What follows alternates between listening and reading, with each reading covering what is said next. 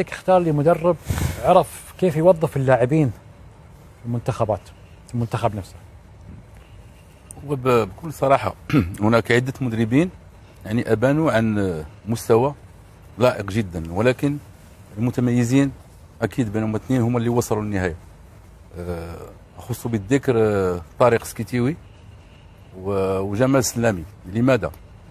لأنه يعرفوا إمكانيات كل لاعبين، وسبق أن ذكرت البارحة بأنه جمال سلامي يعني في تدبيره. لا بنجيب على شعر في مباراة النهائية بنجيها بالتفصيل، والمدربين بالتفصيل لعدة عناصر. البطولة أنا أكلمك على البطولة الآن. على البطولة أولا لأنه يعرف كيفاش يقرأ الخصم، ويعرف يوزع المباراة.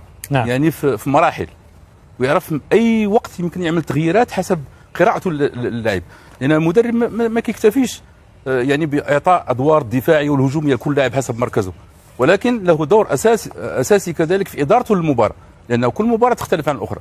ففي إدارته للمباراة يعرف كيف يقرأ قراءة جيدة للمباراة، ويكون مركز كذلك بشكل كبير جدا في مباراته، حتى ممكن أفكاره توصل، وكذلك اللاعب يقدر يغير من أدائه فترة من الفترات، وهذه شاهدناها. وإذا ما غير اللاعب أدائه وما أعطاش الأداء اللي كان ترجع فيه ويشوف فيه بأن هذا كيعطي، ممكن كيغيره.